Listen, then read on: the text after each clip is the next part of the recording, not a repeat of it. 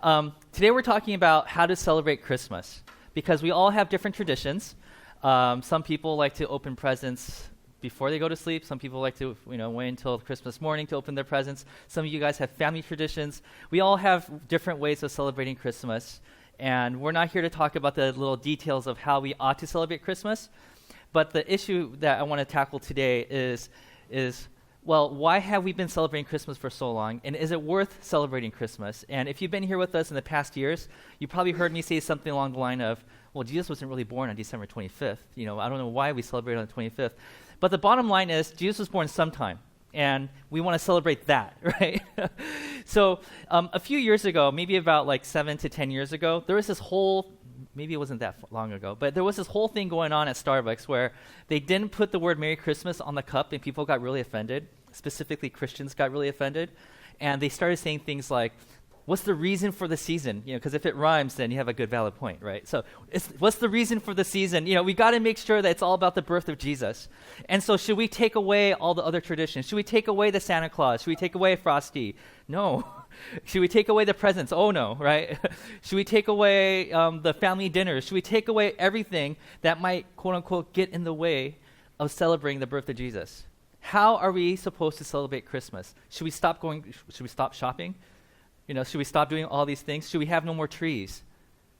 Should we stop ornament making? Should we stop, posting on our social media about how Christmas is important to us? What are we supposed to do with Christmas? And so today we want to talk about that because when Jesus was born 2,000 years ago, it was a big deal. It was a big deal to us today, and it was a big deal to them back then. But back then, maybe there was some different feeling and different meaning to the idea of a birth of a Savior. So I want to talk about that today because at the core of Christmas is the birth of Jesus, right? And when it comes to talking about the day that you were born, a lot of times we like to make it into a really cool story. I'll give an example. When people say, hey, Kaz, tell me about the day you were born, I'm so tempted to start the story like this. It was a dark and gloomy day. The clouds parted and a ray of light came upon this one hospital. And out came a baby boy. His name? Kaz. Dramatic. I want to make it dramatic, right? Why? And what you don't want to hear is, if you go to your parents, hey, how was I born? Tell me the story of the day I was born. What you don't want to hear is, it was like a regular Tuesday, and you just kind of came out, and then we went home. You don't want to hear that story, right? Why don't we want to hear stories like that? When we tell stories about our birth, we want to make it into the biggest possible as possible. You want to make it into the biggest thing in the world. Why? Because we all want our lives to be meaningful. Let's get that slide. There we go. We all want our lives to be meaningful. You don't want to hear a story of the day you were born, it's like a regular day. We decided to stop by McDonald's on the way there and had a burger. And man, that burger was really, really good. I don't know, maybe because it was, I don't know. Oh, yeah, you were born too. You don't want to be a footnote in a story. You want to be the main character of that story because we all want our lives to be meaningful, right? And I think part of the reason why a lot of people are against the idea of crowding Christmas with other things is because we don't want to make Jesus into just one thing that happened in the midst of all these other things. We want to make him the main thing. And so I understand the heart behind why people want to make Jesus the reason for the season, right? There would be no Christmas if it wasn't for him. But it all stems back from this idea that we all, each individual, every single person here, we all want our lives to be meaningful. This is why we tell stories like that. This is why you all want to have a special skill that you could do better than any of your friends, right? This is why when you tell stories about your vacation, if it was good, you want to make sure that your friends know it was really good. And if it was bad, you want to make sure it was the most dramatic thing that you overcame in your life. Or, you want to make sure we overcompensate. Why do we do this? It's because we want our lives to mean something. And we want our friends to know that our lives mean something, right? And so today I want to share with you one character from the Bible, from the Christmas story specifically, right? This character, he had an issue. He really, really wanted his life to be meaningful. And today we're going to be focusing on the villain of the Christmas story. Now, there's 2 biographies of Jesus out of the 4 in the Bible that chronicles his birth narrative. The Luke version, the guy named Luke wrote this one version with the shepherds and everything. That is the real, actual Christmas story. The Matthew version, where the Magi's come and stuff like that, his birth story, we couple that into the Christmas story with the wise men, magi, all that stuff, because we want to make the story fuller. And so we're going to be looking at that story, and specifically, we're going to be looking at one of the characters, the villain of that story, and his name is Herod the Great. This is what people think he looked like. He looks like Santa Claus, kind of, right? Okay, and he is actually one of the more wiser people that we know in the story, and it's because he's a historical character. And so I want to tell you a story. This is one of my favorite stories of Herod the Great, and this is how it goes. So, around that time, there was a Caesar. His name was Julius Caesar. Here's a picture of a little bust of him right there, right? He conquered most of Europe, and he became the most powerful person in the world at that time. Very, very powerful guy, right? And as he was becoming more and more powerful, the people in Rome, because he's from Rome, people in Rome, there's these senators, they started to think of ways of trying to get rid of him because he just didn't agree with where they thought that Rome should go. So the people, and if you guys have read some Shakespeare, you'll know that Julius was eventually assassinated. So next screen. So it's like black, right? Like he's assassinated, and this is around 44 BC. And then the problem when a ruler falls is that there's an empty throne. And the question is, who is going to take his spot? Well, there's actually two people who are in contention for this top spot. The first guy, his name is Mark Antony. Mark Antony, okay? You probably heard of him. Okay, he is related to Caesar this way, okay? Julius Caesar had many kids. His daughter's name was Octavia, right? He married her, so basically he is the son-in-law of Julius Caesar, okay? The other person that's in running for the spot is Octavian, which is his great-nephew. Right, so we have two people who are somewhat related that are trying to get to this throne. Now, like who's going to win the throne? Who's going to be the next powerful person in the world, right? Well, it turns out, and maybe you guys know this part of the story, is that Mark Antony, although he was already married, he had a lover on the side. Her name, Cleopatra. You probably heard that name, Elizabeth Taylor, right? Okay, so yeah, I don't know. Okay, so what happened in this story is as Octavian started to find out more about Mark Antony, he decided, I need to mess up his reputation as much as possible so that people hate him. So he started saying things like, did you know that Mark Antony, he has kids with Elizabeth Taylor back in Egypt? And his will, right, like, Cleopatra, okay. I'm like, why are you guys laughing? This is not funny. Now it is, okay. So basically he was trying to spoil his reputation, right? Even to a point where people are even questioning, is Rome at the top of his list of things that are important, or is it Egypt? And as they were trying to figure this out, in comes Herod. Okay, Herod needs to take sides. Which side are you going to take, Herod? Herod, are you going to be on Octavian's side, or are you going to be on Mark Antony's side? This is the side he took. He took Mark Antony's side, and he was loyal to him. He did everything that he was told him to do. He was trying to start this smear campaign against Octavian. Like he did everything he could to make sure that Mark Antony won the throne. Because if he did, he'll be sitting at the right-hand side of Mark Antony. He'll be the second most powerful person in the world. That was his goal, okay? But what happened was Octavian had all of Rome behind him, and eventually this happened. He killed him off. So now, if you're Herod, you're wishing for a miracle, because these are his choices now. Herod is like, okay, either A, I run for my life, which they'll probably find me eventually, so I'll keep running for the rest of my life. Number 2, I'll just end my life here, and then I don't have to worry about it. At least I'll die at the hands of myself and not the hands of my enemy. Or number 3, maybe they'll just blow away. And he was like looking at all 3 choices, and this is when the wheels in his head starts turning. He's like, okay, what am I supposed to do? I bet on the wrong horse. I need to make sure that I survive. Why? Because I want my life to mean something. You see, the reason he got into this mess in the first place is because he thought, if I want my life to mean something, then I need to make sure that I kiss up to as much as I can to the most powerful person in the world. It just happens that he bet on the wrong horse, right? So he's like, how am I supposed to survive and still have meaning in my life? So as history tells us, this is really interesting. He found out that Octavian, he eventually took the throne, and he changed his name from Octavian to Caesar Augustus. That's his new name. He looks even more triumphant now. He's like, very strong, right? And he knew that his life was on the line. He knew that Herod was like, I need to keep running or I'm going to die. But one day he decided to do this really interesting thing. He found out that Caesar Augustus, through friends, he found out that he was going to be on this island of Rhodes. And so he made his way over there, and he walked into the presence of Caesar Augustus, and everybody's like, whoa, we're trying to get you and kill you, and here you are coming to us? What's going on? He's like, look, just hear me out. And this is Herod like being really, really smart, right? He's like, this is what he says. O great Caesar, as you know, you have known that I have been very, very loyal to Mark Antony until he died. From this day forward, I'm going to take that same loyalty and I'm going to pledge it to you. Now, Caesar Augustus looked at this whole thing and said, wow, I am impressed. This guy has guts that he would walk into my throne room on this island, that he would do all this. He's risking his life. This is amazing, right? He was so impressed that he said, you know what, Herod? I'm so impressed by you, and I know that you're going to be loyal to me in the way that you were loyal to Mark Antony. So what I'm going to do is I'm going to give you all of this land called Judea, and I'm going to make you king over that land. Okay, so Herod the Great became the king of Judea. He's not even Jewish, and he became the king of Judea.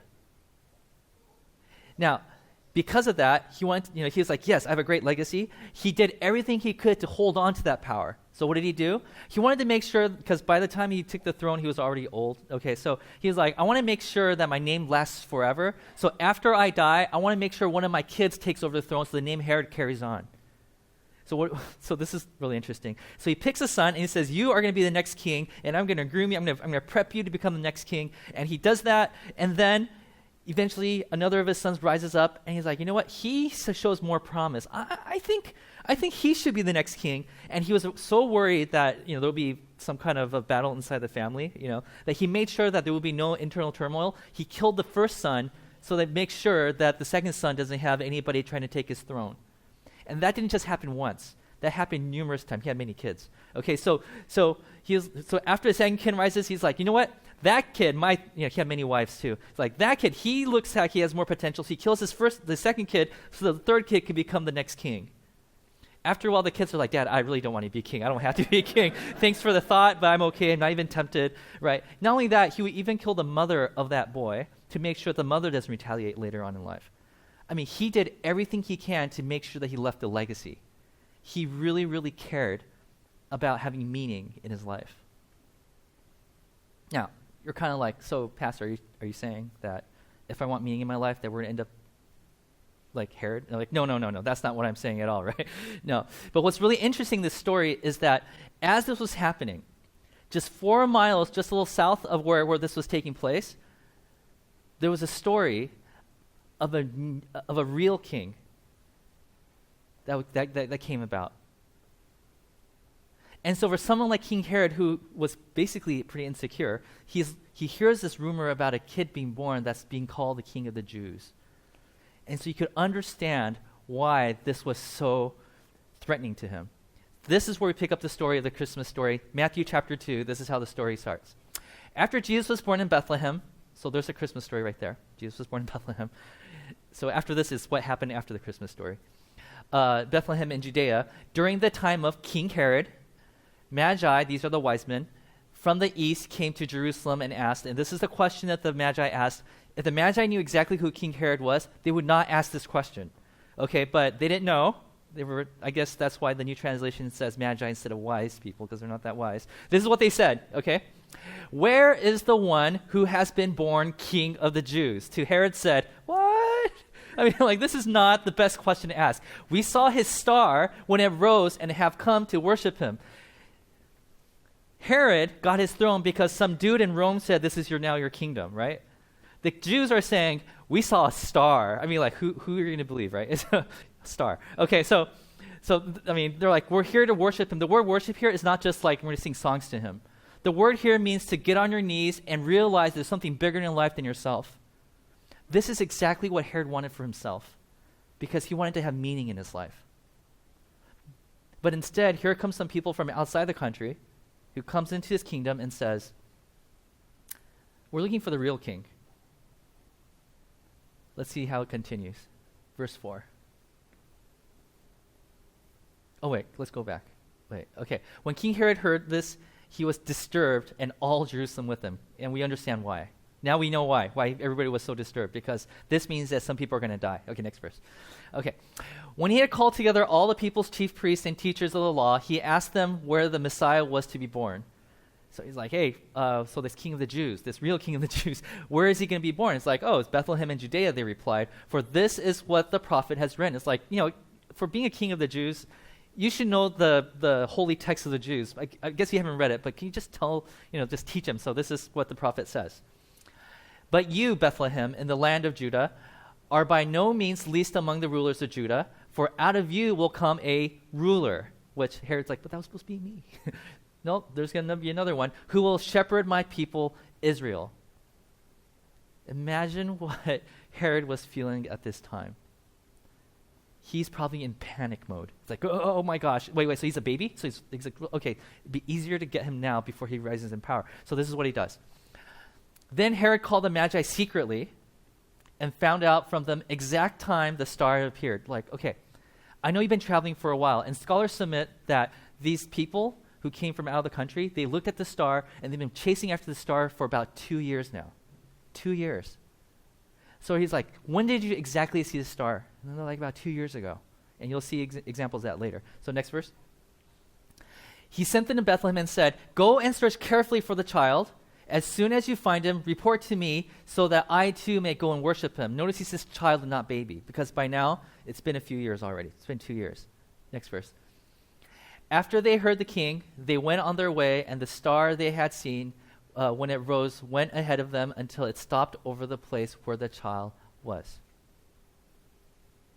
I mean, this is a very dark story, don't you feel? Merry Christmas, by the way. I mean, this is not the, like, hey, let's gather around a tree and sing some songs kind of story. Let's continue. When they saw the star, they were overjoyed.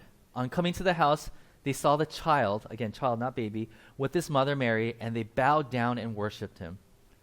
Then they opened their treasure and presented him with gifts of gold, frankincense, myrrh, and fruitcake. All right, let's keep going.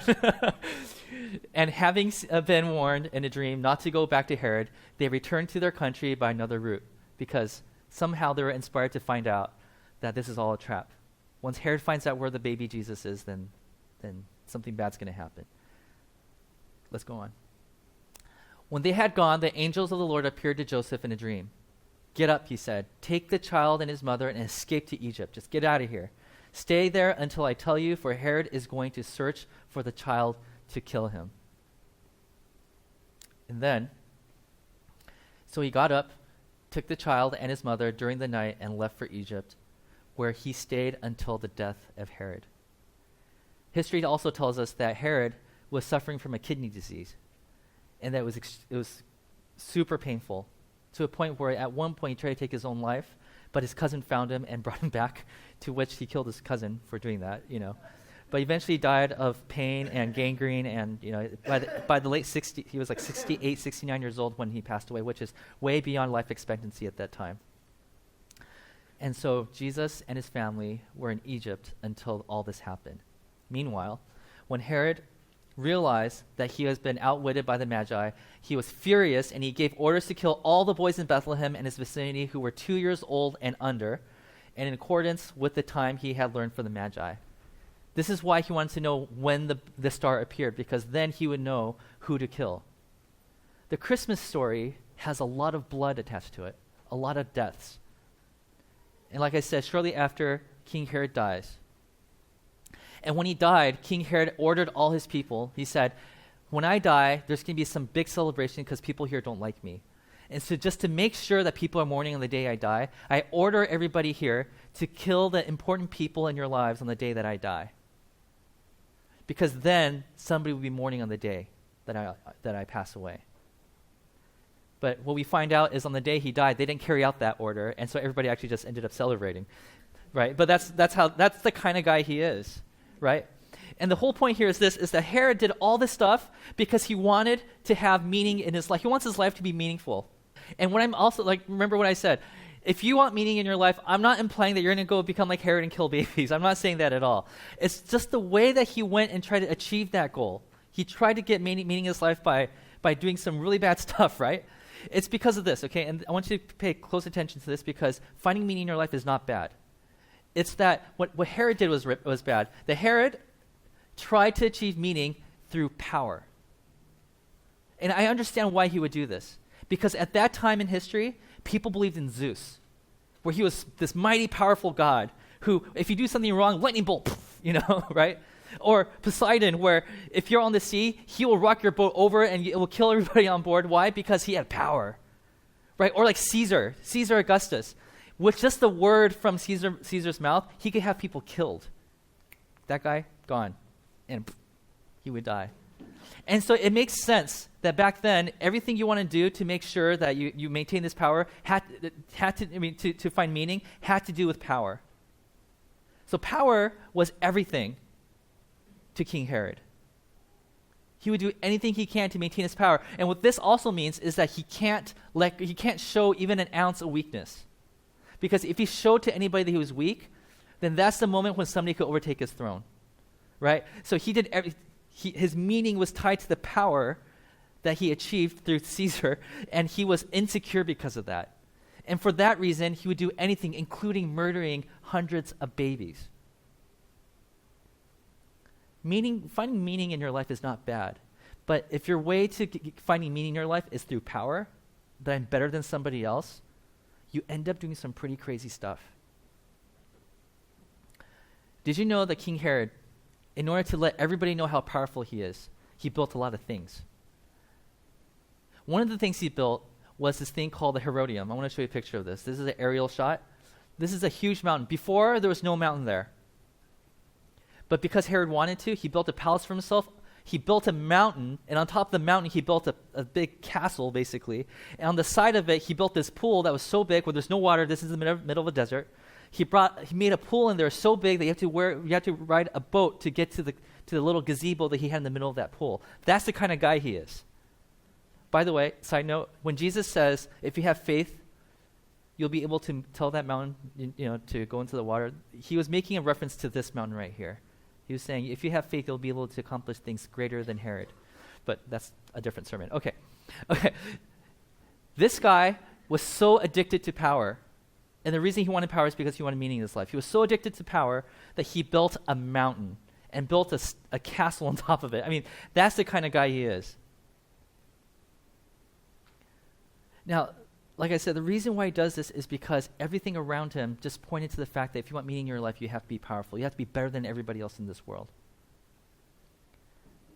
And so when he found out about this baby that came into this world who was the real king of the Jews, he was threatened by it.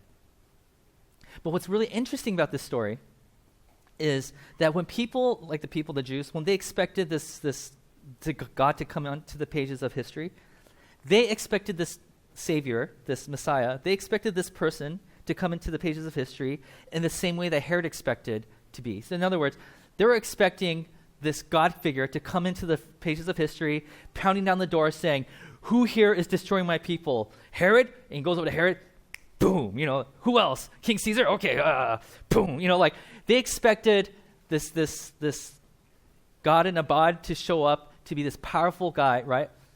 But what happened was really interesting because everybody expected God to come onto the pages of history with power. Because people's imaginations back then couldn't go beyond this idea of meaningfulness and power being linked to each other. They couldn't think of anything else, right? People expected God to come in through the front door. But when we read the Christmas story, what we discover is something completely different. As a matter of fact, if you read the Luke version of the story, this is what you'll discover. That Jesus came quietly and humbly in the arms of first century teenagers who gave birth in a barn because they couldn't find room in an inn and was visited by shepherds who were unclean outcasts of society. Everything about this slide right here is the opposite of what people expected. Everybody expected some powerful boom to be the entrance of this Messiah character, but instead, God entered this world through the back door. This Savior of the world, this most powerful character in the world, came in as a baby. In a manger, which is a feeding trough, where it smells like donkey. This is how God showed up in our midst. And the question is, why? God, why did you have to come into history in a form of a baby? Why did you have to do that? Why couldn't you come in? Because if I were to retell history, and if I had my own version of this, I would probably make the story sound like this. I would say, so then God came in, and there was a big boom. It was so bright. And he showed up at the doorsteps of Caesar, and he just snapped his fingers, and he fell down. And then he showed up here, and he did this, and and then he started this big thing. He wiped away all the evil of the world. That's what I want God to do, right? So why did God show up on the pages of history as a baby? Well, one of the first Christian leaders, his name is Paul. He wrote most of the New Testament. This is how he describes it. And what I'm going to do is I'm going to read this letter. It's called the Book of Philippians. We're going to read from verse 6 to 9. And at the end, I'm going to read the verse before that because that's going to reveal to you the answer of why. Okay, so pay close attention to what Paul says here. He says, Jesus, being the very nature of God, did not consider equality with God something to be used to his own advantage. What he's saying here is, when Jesus came into this world, he could have showed up and been all say like, hey, I'm God, worship me. Like, hey, I'm God. You should cease to exist. Like he could have just done that. But he said he did not. Instead, what did he do? It says, rather, he made himself nothing by taking the very nature of a servant, being made in human kindness. So Paul here, he says, when Jesus showed up, he didn't show up as God. He didn't just show up as a human. He showed up as a servant. He showed up as one of the lowest levels of humanity possible. He hasn't explained why yet, but he keeps talking. He keeps saying, okay, this is what he says. And being found in appearance as a man, he humbled himself by becoming obedient to death. He says, whatever this reason is, the reason why Jesus came as a baby, this one reason that why he did this, even led to him to die on a cross. He was so obedient to this one purpose that he was even not just to come as a baby, but even to die eventually a criminal's death. Therefore, as a result, God exalted him to the highest place and gave him the name that is above every name. He says, because he was obedient to this one reason why he came to earth as a baby and eventually died on the cross, this one reason why he did this, right? And because of the way that he lived his life, now he is the most powerful being in the world. And he didn't achieve this power by conquering other people. He didn't achieve this power, this number one seat. He didn't do that by kissing up to some Caesar or killing babies. He didn't do any of that.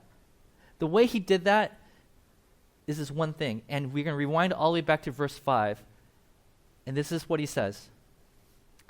Talking to Christians, in your relationships with one another, have the same mindset as Christ Jesus. Paul is giving this story of Jesus. And he says, because this is how Jesus lived his life and then eventually was exalted to the highest place, you ought to also live your life like that in your relationships. What is he saying here? He's saying the reason why he did this is because he wanted to put on display what real love looked like. He said it's because Jesus was obedient to loving people. That's why he came as a baby. Because he was so committed to loving people, he was willing to die on a cross for the people who didn't deserve to be died. Right? He said, because he was so obedient to this idea of loving one another, he was reaching out to the people who were outcasts in society. Because he was so loving and he was so committed to this mission of loving the people around him, he was willing to become a servant. So what he's saying here is this. The Christmas story is a reminder that God does not measure greatness by power, but by love. At the end of your life, when God looks at you and says, how did you live your life? He's not going to say, how many times did you attend church? He's not going to say, were you a CEO? Were you a president? Were you a governor? Were you were you an NBA star? Were you good at what you did? He's not going to ask these questions. The one question he's going to ask is, were you obedient to love? Did you give yourself away for the sake of loving somebody? Because if you did, that's the metric I'm looking at. That's what's going to make me see how much meaning you have in your life. Love is at the core of the Christmas story. It's a reminder to us that, because Jesus came as a baby, when you look at that, it's supposed to remind you, oh yeah, this whole thing is all about love. It's all about self-sacrifice. It's all about putting ourselves in situations that you usually won't find yourself in for the sake of loving the people around you. And so, when it comes to how we should celebrate Christmas, we shouldn't be doing it through like violence in the way that Herod did, right? Through fear, Herod did, right? We should be doing it through love. So I want to give you a few pointers on how we should celebrate Christmas. Okay, I'm not going to tell you when to open your gifts. I'm not going to tell you any of that stuff, okay? But I'm just going to give you some simple steps. Number one, know that God is now with us. That's the meaning of Christmas. That God, this powerful, almighty, King of the universe God, came down just so that he could hang out with us. He crammed himself in this little baby that's defenseless, completely vulnerable. Why? Just because he loved us. He's in our midst now. And step two is this. Once you realize that, number two is ask, well, what does this mean to me? What does it mean that Jesus has now put himself into a human body so that he could be with us? Right? That means when Jesus came down and became a baby, he was actually allowing himself to be cared for. I mean, the God of the universe who doesn't need to be cared for, now he's being cared for by these teenage kids. If you guys weren't here before, Mary and Joseph were probably in their early teens when Jesus was born. So that's what I mean by teenagers. That was the Jewish custom back then. Have kids when you're young. Okay. So, I mean, so what does that mean? It means this means I should let people take care of me. Like all my life, I've been working for somebody else. Maybe if they offer to help, maybe I'll let them help me. Maybe that's the way that I'm going to celebrate Christmas this year, right? Or maybe all your life you felt like you were being selfish. And you feel like I need to go and put myself in a situation I usually won't find myself in because that's my act of love. When I'm obedient to love, that's what I would do, right? Because step three is once you figure out this question of what you're supposed to do, number three is you should act accordingly. So for some of you, you guys like to go caroling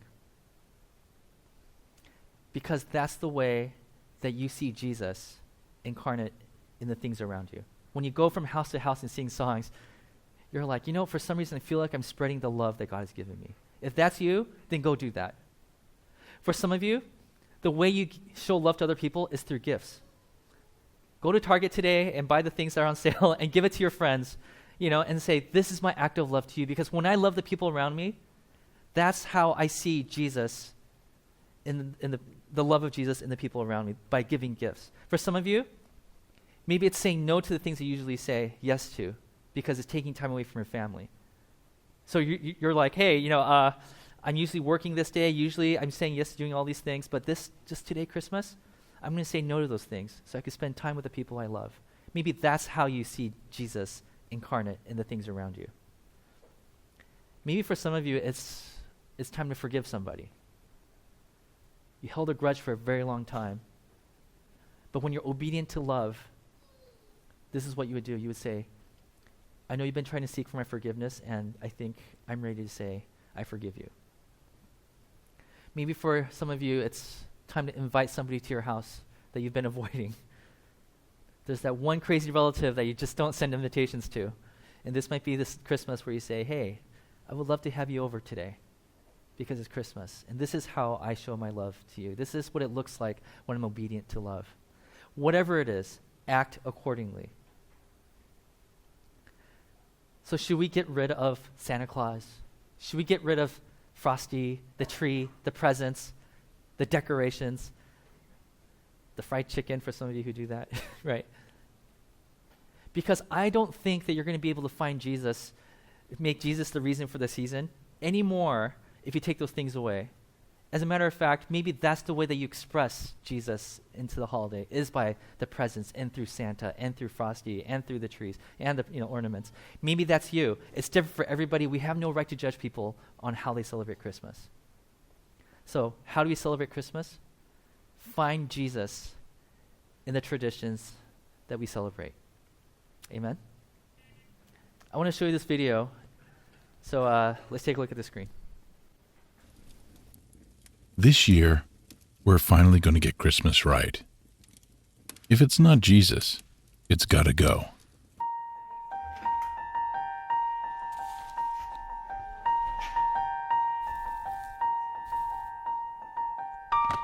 Hey,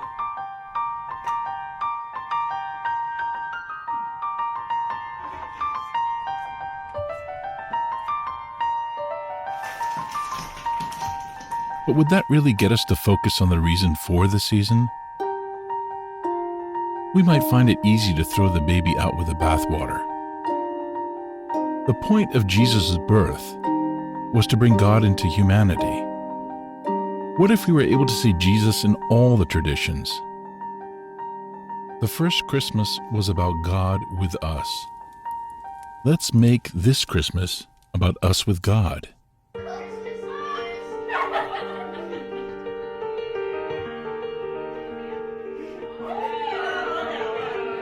May we see the joy of Christ in our kids' laughter, the love of Christ with our family, the heart of Christ in the gifts we give, the provision of Christ in the meals we share, the light of Christ as we decorate our homes, the wonder of Christ in the songs we sing, the hope of Christ in the quiet moments we share. Because when we see Jesus, we're getting Christmas right.